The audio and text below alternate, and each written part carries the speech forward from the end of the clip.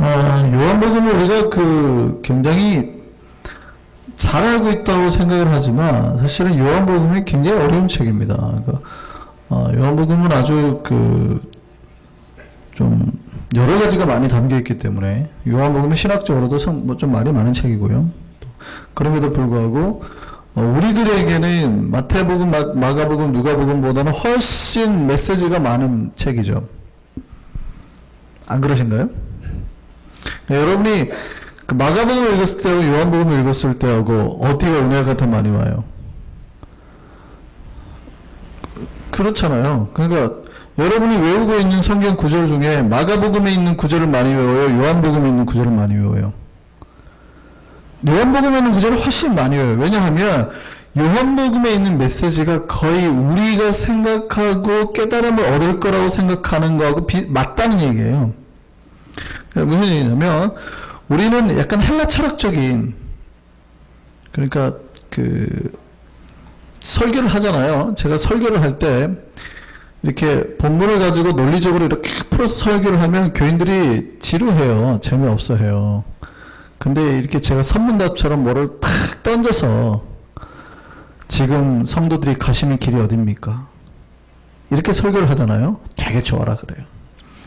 우리 인생의 길을 찾아야 됩니다. 여러분 사시는 길이 어딥니까? 지금 여러분 가시는 길이 어딥니까? 이 길을 똑바로 찾아야 됩니다 하고 설교를 하면 되게 좋아해요. 그러니까 쉽게 알아들었잖아요. 사실은 서양인들에게 이런 식의 표현은 굉장히 어렵습니다. 지금 뭐를 말하는 거지? 왜? 방식? 근데 우리는 길이라 그러면 벌써 딱 어느 정도 느낌이 오죠. 여러 가지가 복잡하잖아요. 삶의 방식도 포함되고 내 생각, 철학 모든 게 포함된 짬뽕적인 말이거든요. 그러니까 서양인들이 듣기에는 굉장히 어려운 말이지만 동양인 우리에게는 그런 추상적인 개념의 메시지가 훨씬 더 우리에게는 잘 와닿는 거예요. 왜냐하면 우리는 이런 거에 익숙해 있거든요. 이게 헬라 철학적인 사고입니다. 그래서 철학적인 메시지를 던진다거나 철학자들이 던진 메시지가 훨씬 더 좋은 설교로 받아들여지지. 자, 논리 봅시다. 1번, 2번, 3번 논리로 가버리면 굉장히 힘들어해버려요. 굉장히 달라요. 그러니까 영화를 보면 미국에서 흥행하는 영화와 한국에서 흥행하는 영화가 달라요. 미국에서 흥행했던 영화 중에 옛날에 조디 포스터가 나와가지고 과학적으로 전파를 쏘는데 외계인이 있냐 없냐 해가지고 막 과학적으로 해는 그런 거 있거든요. 한국에서는 망했어요. 너무 재미없다고. 미국에서는 히트를 쳤는데 이게 논리적 사고가 다르기 때문에 동양인들은 그런 것보다는 추상적인 개념, 통찰력 있는 개념, 직관적인 개념을 뭔가를 하나를 쫙 잡아서 툭 선문답처럼 뚝 던져주는 걸 좋아한다고요. 갑자기 제가 오늘 집사님에게 지금 어디쯤 가고 계십니까? 갑자기 툭 던졌어요. 그럼 집사님 충격을 받죠. 목사님이 나에게 오늘 기도하다가 뭔가 큰 메시지를 던지는구나. 그런 걸 좋아한단 말이죠. 지금 어디쯤 오셨습니까? 하고 툭 던지면. 설교 제목을 그런 거 하면 되게 좋아해요. 생각할 게 많다. 우리 사고가 그래요. 네. 자, 그러면 마태, 마가, 누가의 사고는 약간은 히브리적 사고예요. 그러니까 논리적 사고가 가깝다면 요한복음은 어디에 가깝냐면 우리들이 좋아하는 이 헬라적 사고에 가까워요. 굉장히. 그래서 우리가 요한복음을 읽으면 은혜를 많이 받는 겁니다. 왜냐하면 우리가 알아들을 만한 말로 우리 가슴에 톡톡 던져주는 말로 던지거든요. 주여 어디로 가시나이까? 이런 메시지네, 그죠? 하늘에 미리 썩어져 땅에 썩어지지 아니하면 막 이런 메시지들이 우리가 그동안에 들었던 우리 사고에서 너무나 맞는 메시지를 막 던져주거든요. 나는 생명의 떡이니 이런 메시지들. 오히려 있잖아요. 비유는 거의 안 나와요. 요한복음에. 비유는 거의 없어요. 마태마가 누가복음은 예수님이 설교를 하면 거의 다 비유가 나옵니다. 3분의 1이 예수님 설교가 비유예요. 공간복음에는. 요한복음에는 비유가 없어요. 굉장히 은유적이에요. 은유적이라는 얘기는 추상적이죠. 굉장히 좀 이렇게 두리뭉실한 개념들을 많이 던졌다는 얘기예요. 어쨌든 그래서 요한복음은 이게 좋은 점인지 나쁜 점인지는 신학자들이 판별하는 기준은 좀 다를 수 있습니다만 어쨌든 우리들이 읽어서 은혜가 많이 오는 책. 쉽게 가시죠. 그래서 우리들이 읽었을 때 은혜가 많이 오는 책입니다. 자, 제가 좀 서론에 대해서 요번 주랑 계속 서론에 대해서 좀 할 건데요. 우리 고린도전서가 그 구원에 대한 도식의 이야기였잖아요. 제가 신학적으로 몇 가지 그때 말씀드린 적 있죠. 신론이 있고, 그 다음에 구원론. 사실은 이게 이제 기독론이랑 같이 봅니다만, 그 다음에 성령론이 있고, 어떤 교회론이 있고, 종말론이 있고 이렇습니다. 이게 다 신학교에서 배우죠, 사실은. 근데, 신론은 이제 하나님은 누군가, 성도에 대한 개념이고요. 성령론은 이제 성령님은 누군가, 성령론이 사실은 신학교마다 굉장히 약해요. 그래서 약하다 보니까 오순절 계열이나 은사나 이쪽 쪽으로 되게 많이 가죠. 그쪽이 성령론인데 실질적으로는 성령론이 한 보류 정도로 이해하시면 좋을 것 같습니다. 어쨌든 성령론이 있고요. 그다음에 교회론은 우리가 그때 배웠죠. 교회는 무언가. 그러니까 요 지교회도 있고 모든 예수 그리스도를 주로 고백하는 교회도 있고 종말에 대해서는 제가 가끔 몇 번 언급을 했습니다. 종말의 끝이 뭐냐. 요한복음 할 때 사실은 나올 텐데요. 그런데 우리가 고린도전서를 보면서 핵심으로 뒀던 데가 뭐냐면 구원론이었습니다. 구원론. 근데 구원론의 뭐에 대해서 우리가 핵심을 뒀냐면 약간 도그마적인 그러니까 교리적인 개념에서의 구원론. 예수가 왔고 현재 우리가 있고 오실 것이고 이거에 대한 구원의 도식에 대해서 제가 수없이 설명을 드렸죠. 고린도전서가 원래 같은 구원론, 기독론을 같이 보지만 그거라면 요한복음은 정확하게 기독론이에요. 기독론. 예수가 언제 오냐 이게 그 교리적인 도식 구조가 아니라 예수가 누구냐? 예수는 신이냐? 인간이냐? 예수는 나와의 관계에서 누구냐에 대한 개념이 요한복음에 제일 강합니다. 그러니까 요한복음의 초점은 기독론에 있어요. 기독론은 그리스도론을 말하는 거죠. 구원론이죠. 예수가 도대체 누구냐에 대한 초점에 맞춰져 있는 책입니다. 우리가 이제 복음서를 보면 총 그 복음서가 몇 개 있죠? 몇 권의 복음서가 있죠? 몇 권의 복음서가 있죠? 예, 4권의 복음서가 있죠. 자, 우리 그 가스펠이 4권입니다. 4권인데요. 신약 성경에 나온 복음서가 4개인데 뭐죠? 그렇습니다. 마태, 마가, 누가, 요한입니다. 자, 요거 모르시면은 우리 요거 듣기가 좀 어려워요. 마태, 마가, 누가, 요한은 외우셔야 돼요. 자, 마태, 마가, 누가, 요한인데 마태, 마가, 누가, 요한 중에서 그 우리 앞에 3개를 뭐라 그러죠? 마태, 마가, 누가를 뭐라 그런다고요? 뭐라고요? 제가 마태, 마가, 누가를 그때 통틀어서 뭐라고 말씀드렸는데 마태, 마가, 누가가 뭐라고요? 네, 같은 시각으로 봤다 그래서 이 3개를 뭐라 그런다고요, 보통? 공관복음.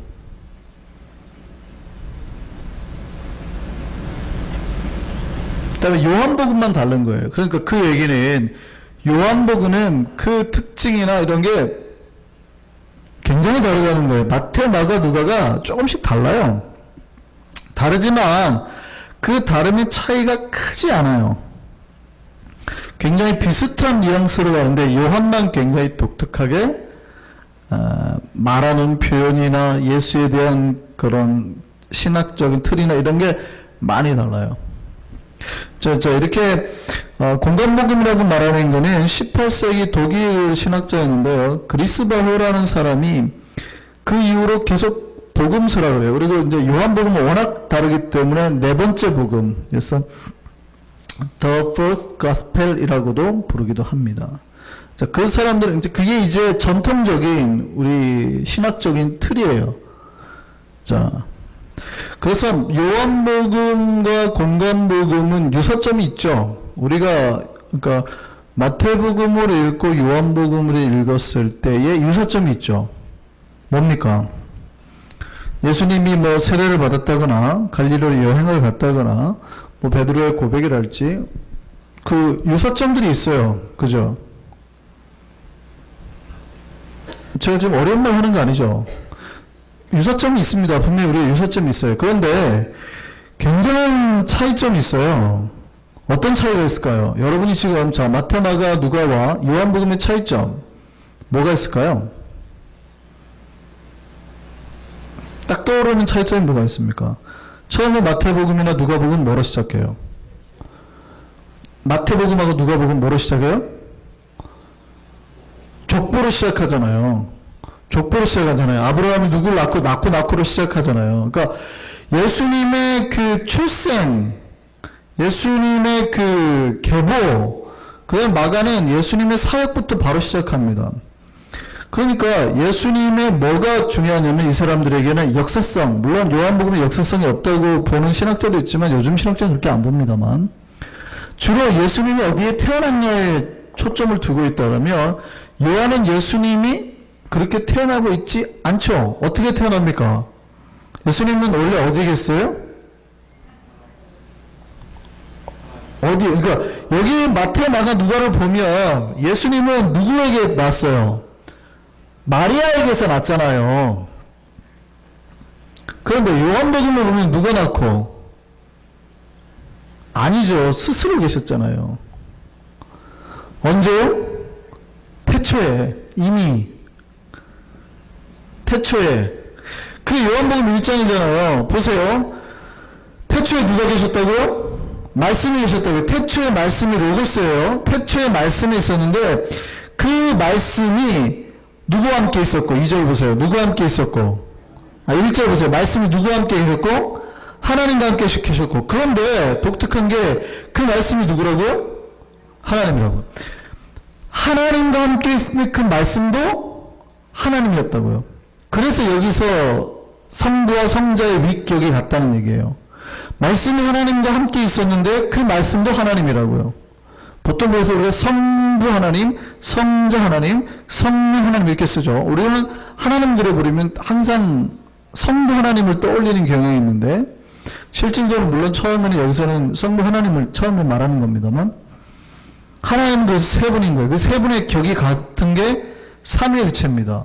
신천지에서는 웃기게 말하죠. 삼위일체를 그래서 진짜로 일체가 되는 줄 알아요. 삼위일체 신학적인 견해는 세 분이 하나라는 게 아닙니다. 절대. 굉장히 잘못 알고 그 일체라는 말 때문에 굉장히 헷갈리시나 봐요. 삼위일체의 뜻은 성부, 성자, 성령이 한 분이라는 얘기 아니에요. 이거 말하면 큰일 나요. 성부, 성자, 성령이 하나가 아니에요. 성부와 성자와 성령의 격이 같다는 거예요. 성부도 동일하게 똑같이 높으시고 성자도 똑같이 높으시고 성령도 똑같이 높으시고 근데 우리는요. 대부분의 그 교인들이 생각하는 게 아버지 하나님이 제일 높고 그 밑에 아들이 있는 줄 알아요. 성령은 완전 꼬다발이에요. 내가 시키는 영이고 부리는 영이고 그래서 우리가 성령님한테 기도하면 아버지가 기분 나빠할 거다라는 그런 불안감이 있어요. 성령은 항상 부리는 영이라서 이게 잘못된 신앙 구조라고요. 성부와 성자와 성령은 동일하게 똑같이 위격이 같다. 1mm도 그 높이를 받을 때 1mm의 차이도 나지 않아요. 이게 삼위일체예요. 이해됐어요? 근데 우리는 많이 삼위일체에 대해서 오해하죠. 원래 한 분의 신인데 성자로 온단다 할지 성령으로 온단다 할지 뭐 이렇게 알거나 성부가 제일 높으시고 성자는 아들이니까 밑에고 성령은 부리는 영이고 이쪽으로 생각. 이게 다 이단 처출 당한 거예요. 다 이단. 이해됐어요? 그렇게 생각하시면 큰일 나요. 이게 이단으로 쫓겨나는 출교당하는데 1번이에요. 교회가 나눠지고 갈라지는데 1번. 절대 그게 아니에요. 자, 지금 그 얘기예요. 지금 태초에 누가 있었어요? 그러니까 말씀, 여기는 지금 예수가 누구에게 났다고요? 그래서 육체로 오신 예수에 대해서 많이 얘기하고 여기는 예수의 신성에 대해서 얘기한다라고 주장하는 신학자도 있지만 요한복음을 제가 이제 강의하면서 꼭 그게 아니다라는 걸 이제 보여드릴 겁니다. 그래서 거의 예수님의 인성에 대해서 초점이 맞춰 있고 요한은 예수의 신성에 대해서 그다음에 뭐 보충하기 위해서 몇 가지 이제 가설이 있어요. 그런데 꼭 그게 아니다라는 얘기를 이제 드리고 싶습니다. 요한복음이 가지고 있는 신학적인 좀 특성이나 문제가 있기 때문에 미리 말씀을 드립니다. 그러니까 예수에 대한 기독론이 다르죠. 자, 마태, 마가, 누가만을 본다 그러면 예수님은 마치 뭐처럼 느껴져요? 누구에게서 낳고? 그렇죠. 마리아에게서 낳고. 그러니까 뭐처럼 보여져요? 피조물처럼 보이잖아요. 하나님으로부터 만들어진 피조물처럼 보여진단 말이죠. 근데 요한복음을 보니까 예수님이 뭐처럼 느껴져요? 그는 원래 언제부터 계셨고? 태초라는 개념이 언제예요? 창세 전부터 오죠. 이 세상이 만들어지기 전부터 계셨고, 그가 누구와 함께 있었고? 하나님과 함께 있었고, 그런데 하나님과 함께 있었던 그가 누구고? 하나님이고. 이해되세요? 지금 그가 성부라는 개념이 아닙니다. 이 개념은. 헷갈리시면 안 돼요. 다른 개념이에요. 근데 다른 분이란 얘기예요. 그런데 그분이 하나님과 함께 계셨는데 그 말씀도 하나님이라고요. 이해되시죠? 말씀이 하나님이에요. 그러니까 그가 창조 때부터 있었어요. 근데 그 말씀이 뭐예요? 로고스죠. 그래서 그가 빛이에요. 자, 오늘 성경을 보시죠. 저기 말고요. 그가 빛이에요. 근데 이 빛이 세상에 왔어요? 안 왔어요? 세상에 왔어요? 안 왔어요? 세상에 왔어요. 세상에 왔는데 사람들이 그 세상에 온 빛을 맞아들였대요? 안 받아들였대요? 안 받아들였대요. 그게 11절이에요. 세상에 왔는데 세상이 그를 알아봤어요? 못 알아봤어요? 못 알아봤다고요. 자기 땅에 왔는데 백성들이 영접하지 않았다고요. 그래서 그 유명한 12절이 나오잖아요. 12절 같이 한번 읽어보겠습니다. 시작.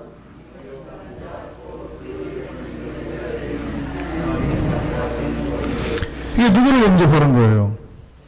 그렇죠. 예수 그리스도를 영접하는 거고 예수의 이름을 믿는 자에게는 하나님의 자녀가 되는 권세가 되는 거예요. 이해되세요?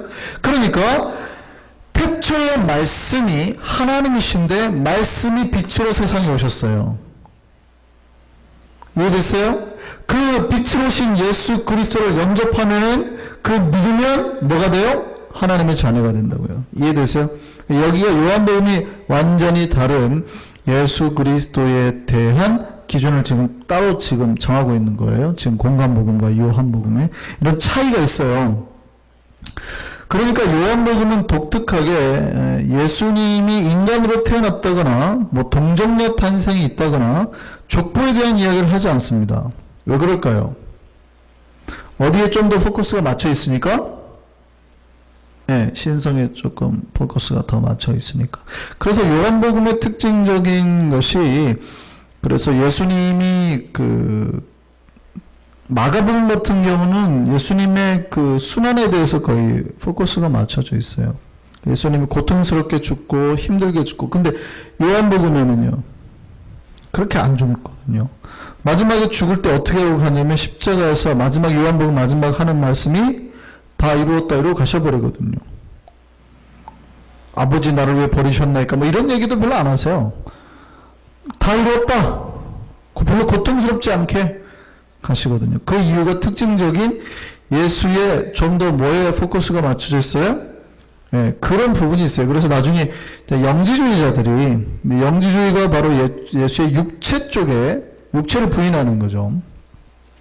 그래서 요한복음을 150년대까지 영지주의자들이 많이 읽었습니다. 그래서 이제 이 책이 그럼 영지주의자의 영향을 받은 책이냐 아니냐에 대한 신학적인 논쟁이 뜨겁죠. 요한복음이 그러니까 우리에게 기독론을 잘 가르쳐 주는 거냐 잘못 가르쳐 주는 거에 대한 논쟁이 뜨겁다고요.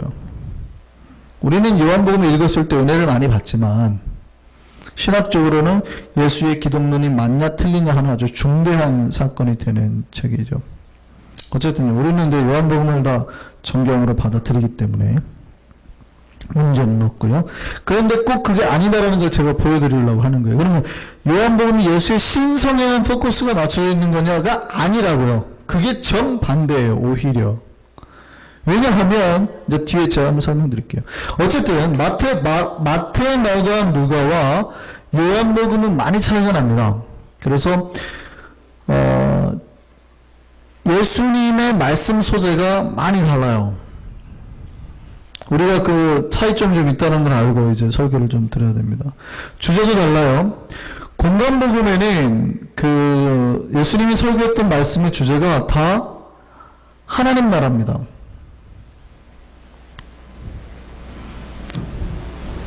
마태복음, 마가복음에 예수님이 와셔서 첫 번째 하신 설교가 뭐예요?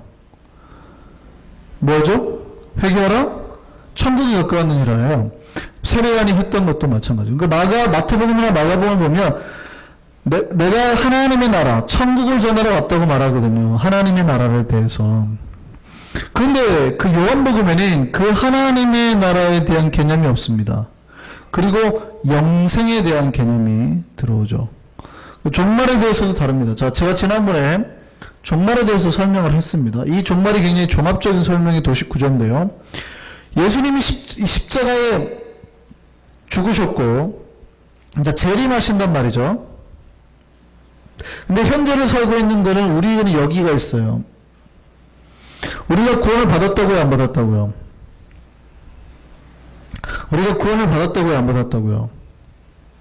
궁극적인 구원에 대해서 제가 물어보는 거예요. 궁극적인 구원을 받았어요, 안 받았어요?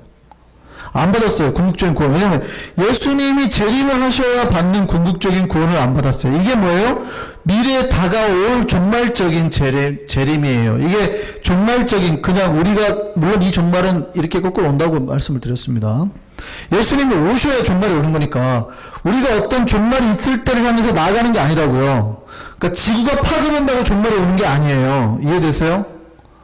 조금 어려운 설명입니다만 이 종말의 개념은 우리가 종말을 향해서 나아가는 역사적인 종말이 아니라 종말이 우리 거꾸로 어드밴스드 돼서 다가오는 그 종말이에요. 종말이 진행돼서 우리에게 다가온다고요. 그 종말을 기다리는 거예요. 어쨌든 간에 이 종말을 우리가 아직 안 봤잖아요. 그렇기 때문에 우리 안에서 아직도 뭐에 대한 갈등이 있어요? 죄에 대한 갈등이 있는 거예요. 그러니까 여전히 우리가 구원을 완벽하게 받았다 그러면 죄에 대한 갈등이 없어야 되거든요. 근데 우리 안에는 여전히 죄에 대한 갈등이 있잖아요. 그거는 완전한 종말 속에 들어가지 않았기 때문에요. 주님이 안 오셨으니까. 그래서 제가 중요한 거 설명했잖아요. 이미 예수님이 십자가의 죽음으로 우리가 구원을 받았지만 아직 오지 않으심으로 구원 못 받아요. 못 받았다고요. 그래서 이미와 아직이라는 중요한 도식 구도가 있잖아요. 그런데 현재에서는 어떻게 해요? 이 현재에서는 이 이미 실현되는 구원의 역사가 아직 안 오신 이 구원의 역사가 동일하게 똑같이 일어난다니까요. 그러니까 내가 주님과 함께 있게 되면 그래서 항상 임재, 주님과 함께하는 이게 영성의 주제예요. 내가 주님과 이미 십자가에 죽은 예수, 다시 오실 예수와 함께 있으면 나에게 죄에 대한 갈등이 있어요, 없어요? 없는 거예요. 왜요? 종말이 이루어졌으니까. 실현됐으니까. 그래서 요한복음에서 강조하는 거는요. 실현된 종말론입니다. 그래서 우리가 천국이 어디 있습니까? 우리 안에 있습니다. 이거는 다 어디의 기준에서 말하는 거예요? 요한복음의 기준에서 말하는 거예요. 이해됐어요? 하나님의 나라가 어디 있어요? 우리 안에 있다고 하는 말들은 다 요한복음의 기초에서 하는 말이에요. 근데 하나님의 나라가 아직 종말이 안 왔다. 이건 다 어디에 기초해서 하는 말이에요? 마태, 마가, 누가의 기초에서. 아직 종말이 실현되지 않았죠. 왜냐하면 마태복음 25장을 보면 아직 종말이 안 왔어요. 그죠? 심판날이 오면 양과 염소가 그날에 심판을 받을 것이다. 이러잖아요. 요거는 아직 실현되지 않은 종말론이에요. 그러나 우리는 실현된 종말론을 가지고 살아요. 그러나 궁극적인 종말에 들어가는 사람은 누가 들어가는 거예요? 내가 구원받고 안 받고는 누가 가는 거예요? 지금. 그러니까 현재 내가 예수를 믿고 있는 사람, 물론 내가 죄를 또 질 수 있고 그럴 수 있어요. 상관없이 내가 주님의 은혜와 세계 속에 여전히 들어가 있는 사람이 궁극적인 종말에 참여하는 겁니다. 이게 성령의 인치심이에요. 그래서 영성은 여기에서 시작되는 거예요. 우리가 날마다 뭐 하기 위해서 애쓰는 것? 주님의 임재를 받아들이기 위해서. 그런데 어느 날 내가 10년 전에 예수 믿고 그때 은혜 받았고 지금 똑바로 못 살아요. 막 이미 뭐 교회도 안 다니고 뭐 내 마음속에 예수도 없고, 그러니까 죄를 짓고도 갈등도 없고 뭐 나는 뭐 세상이 그런데 뭐 하고 그렇게 사는 사람들에게는 구원 은혜가 있어요, 없어요? 상실해 버렸다고요, 이미. 이 사람을 구원 못 받는다라고 말할 수는 없겠죠. 구원에 대해서는 모르니까. 그러나 구원과 굉장히 멀리 있죠. 왜냐하면 주님과 함께 있지 않으니까. 이 사람이 구원 못 받는다고 하면 큰일 나죠. 구원에 대해서는 하나님의 주관이니까 구원을 받는 못 받는 얘기할 수는 없죠. 그렇지만 굉장히 멀죠. 현재 주님의 은혜 속에 있지 않으니까. 그래서 성도들이 날마다 해야 되는 것은 이 구원의 은혜와 참여하는 거예요. 천국을 내 안에 끊임없이 주님의 은혜를